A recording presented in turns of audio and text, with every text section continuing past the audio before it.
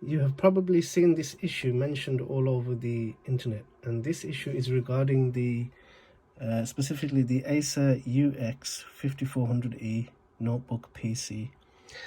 And the common problem with this particular model is that what will happen is one of the USB, it's got two USB-C ports, and one of them will fail.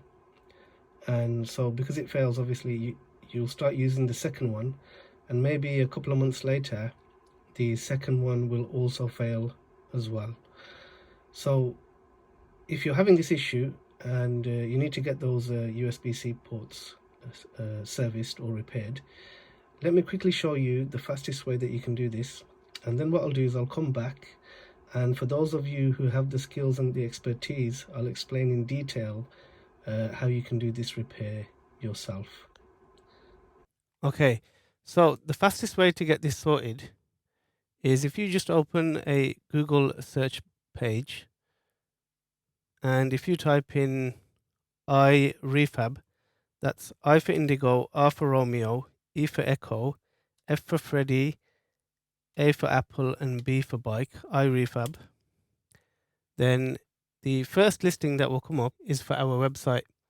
So if you click on that, iRefab, General Electronics Diagnostic and Repair, and if you go down the page, and if you go to the send us a message button, right, all you have to do is fill in your name, your email, put a subject title in, and let us know the problem that you're having. Once you click submit from here, we will get back to you with a quote.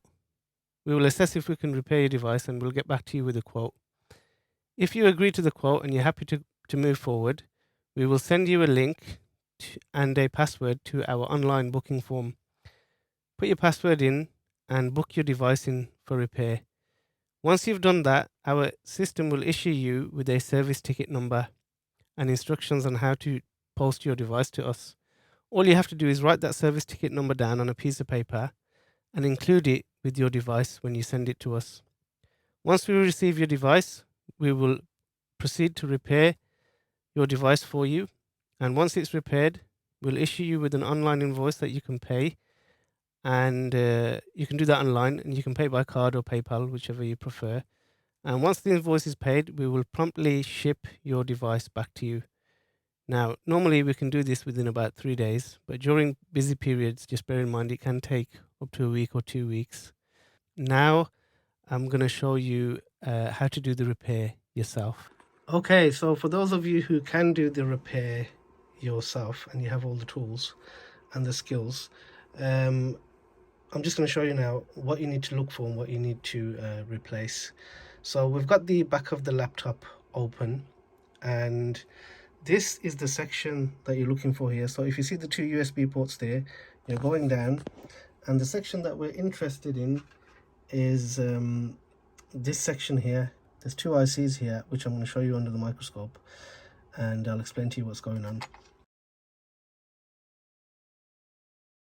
Right, so if you have a look here, you can see here that we have two ICs here, one here and one here on the left, and there's a controller IC in the center here. Ignore that for now, and just pay attention to these three. Okay, so this is not, it's not part of the PCB. I've just put this to show you what a damaged one would look like. Okay, so what it is, each USB-C port has its own MOSFET, power switching MOSFET here, and the model number is CSD87501. Okay, so what happens is here is a faulty one.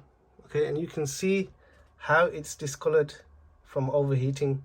I think these are supposed to manage about 14 amps from the data sheet, and as you can imagine, that kind of power going through a tiny little MOSFET like that, you can see how small it is. You can barely just about see it on the board. Then you know, it's not a matter of if it's gonna happen. It's a matter of when it's gonna happen. So what normally happens is the first one will fail. This is for one USB-C port, okay, and when it fails due to overheating issues, then it's gonna look something like this. It's gonna be discolored and it's gonna look like this.